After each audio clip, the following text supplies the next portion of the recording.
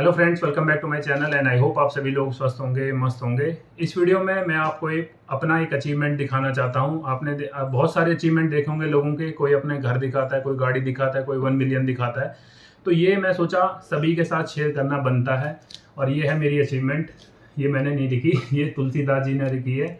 और अचीवमेंट ये है, मैंने 22 जनवरी 2024 जब राम मंदिर का उद्घाटन हुआ था, इस वाले मंदिर का, तब मैंने ये पढ़ने का सोचा। क्योंकि हमारे यहाँ मंदिर में एक कथा हो रही थी जब अखंड रामायण हुआ था, जो एक कंटिन्यू चलता है 24 घंटे तक। तो उस टाइम मेरे को लगा कि हमें भी पढ़नी चाहिए कि क्या कुछ है इसमें। इससे पहले मैं गीता 2 बार पढ़ चुका हूँ, शिव पुराण 1 बार पढ़ चुका हूँ, और एक बार मैंने अभी रामचरितमानस जी पूरी कर ली।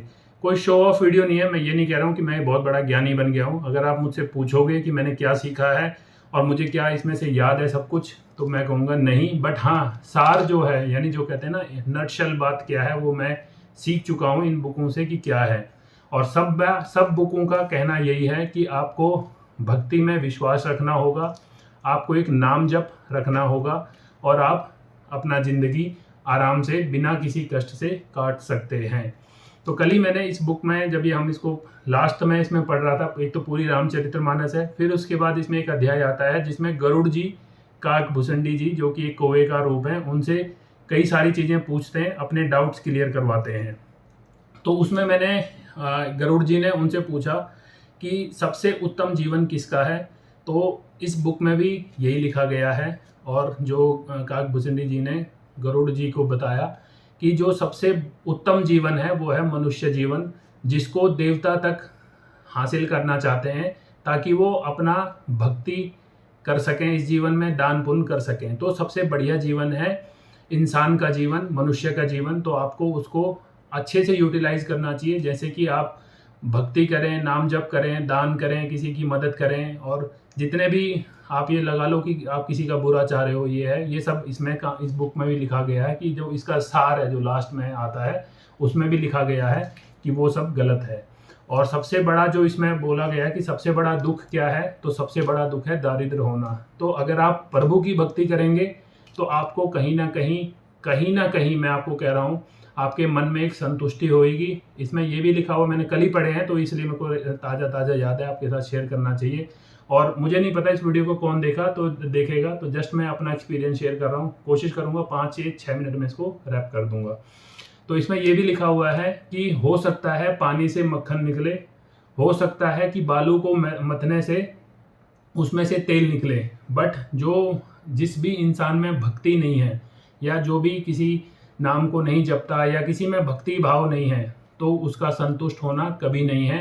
पानी में से मक्खन निकल सकता है, बट उस आदमी को शांति कहीं नहीं मिलेगी। तो भक्ति जो मार्ग है, वो ऐसा नहीं है कि आप किसी भगवान की भक्ति करोगे तो आपको मटेरियलिस्टिक जो चीज़ें हैं वो मिलने के लिए आप तत्पर हो जाओगे। तो ऐसा कुछ नहीं है। मिल जाएंगी, बट शांति मिले ना मिले उसकी कोई गारंटी नहीं है। हो सकता है मटेरियलिस्टिक चीज़ें आपको नहीं मिल रही, बट आपके मन में एक शांति है, एक विश्वास है, तो वो बहुत बड़ी बात है। और ये बुक मैंने 22 जनवरी 2024 को पढ़ना स्टार्ट किया था, और आज तारीख है 7 जुलाई 2024। तो लगभग आप मान के चलो मुझे 6 महीने के करीब लग चुके हैं इस बुक को पढ़ने में। और ऐसा नहीं कह रहा हूँ मैं कि आप भी इसको स्टार्ट करें। और कई लोगों को लगता है कि यार ये 1000 पन्ने से भी उतनी मोटी किताब है, इसको मैं कैसे पढ़ूंगा, मुझे पढ़ने में आलस आता है, मुझसे नीचे नहीं बैठा जाता। तो मैंने भी कुछ दिन ये नीचे बैठ के पढ़ी, बट उसके बाद मुझे लोअर बैक में थोड़ा सा मेरा पेन का इशू था। तो इसलिए मैंने अपने, ये देखोगे आप, टेबल चेयर पे बैठ के ही हमने इस बुक को पढ़ना स्टार्ट किया। और राम जी क्या आप मानो, राम जी की भक्ति या शिव शंकर जी की भक्ति, उनकी वजह से ही ये बुक मेरी कंप्लीट हो पाई है। क्योंकि पेशेंस लगता है थोड़ा बहुत। मैं ये नहीं कह रहा हूँ कि मैंने बहुत बड़ा महान काम किया है, बट हाँ, थोड़ा सा आप अपने आप को पेशेंट आपको दिखाना पड़ता है, अपना पेशेंस दिखाना पड़ता है, और आपको थोड़ा सा टाइम डेडिकेट करना पड़ता है। तो मैंने ये रूटीन बनाया था कि मैं जैसे दिन में 1-2 पन्ने पढ़ लिए। अभी मैंने कुछ दिन से ज़्यादा पन्ने जो इसके पेजेस हैं वो पढ़ना शुरू किया। तो इस कारण मुझे इतना टाइम लगा। उस बीच में मैंने 10-12 दिन का इसमें गैप भी लिया था जब मन नहीं करा। तो मैं इन शॉर्ट ये बताना चाहता हूँ कि आपको कोई कंपल्शन नहीं रखना चाहिए कि मैं खाना खाने से पहले पढ़ूंगा, खाने के बाद पढ़ूंगा। बस एक अपना नित्य कर्म करने के बाद, नहा धो के, आप जब भी पूजा पाठ करते हैं उसके बाद अगर आप इसको पढ़ना स्टार्ट करेंगे, और मैं कह रहा हूँ आप 2 साल तक पढ़ेंगे तो और भी अच्छा है। आप सोचो आपने 2 साल तक इस किताब को पढ़ा और आपने धीरे धीरे अपना जो एक होता ना कि आपके दिमाग में भी आपको लगेगा कि मैंने कुछ पढ़ा है या मैंने कुछ एक पर्टिकुलर मतलब ये चीज़ें ऐसी हैं कि इनका आपको अंदर से आपको लगेगा कि हाँ मैंने कुछ करा है। बट ऐसा नहीं है कि आपने 1 साल पढ़ा या 2 साल पढ़ा तो आपको कोई डिग्री दे देगा। तो इट इज़ जस्ट कि आप लोगों ने पढ़ा, अपने मटेरियल स्टिक चीज़ों के लिए नहीं पढ़ा, आपने एक अंदर के लिए पढ़ा, आपने प्रभु के प्रति अपनी थोड़ी सी भक्ति दिखाई। बाकी तो करने वाले प्रभु हैं और बोला भी गया है होगा वही जो राम रचि राखा। तो मतलब जो राम जी ने लिखा है, जो प्रभु ने लिखा है, होना वही है। आप कितनी भाग दौड़ कर लो, आप कुछ कर लो, अगर आपका नहीं लिखा हुआ भगवान ने तो ऐसा कुछ इसमें होगा नहीं। किताब में ये भी लिखा हुआ है कि राम जी ने इंसान का जीवन लिया, उसके बाद जब लक्ष्मण जी को शक्ति लगी, यानी जब मेघनाथ ने शक्ति उन पे मारी, तब भी राम जी अगर चाहते तो एक हाथ से ही पूरा युद्ध खत्म कर देते। कृष्ण जी चाहते तो पूरा कुरुक्षेत्र का युद्ध खत्म कर सकते थे। शिव शंकर जी चाहते तो जो सती का आपने उसमें सुना होगा कि जो सती जी ने अपने आप को हवन कुंड में डाला, तो ये सब कुछ चीज़ें रोक सकते थे। बट उन्होंने नहीं रोका क्योंकि वो इंसानों को यानी मनुष्य जीवन को ये बताना चाहते थे कि आपको कर्म तो करना ही पड़ेगा।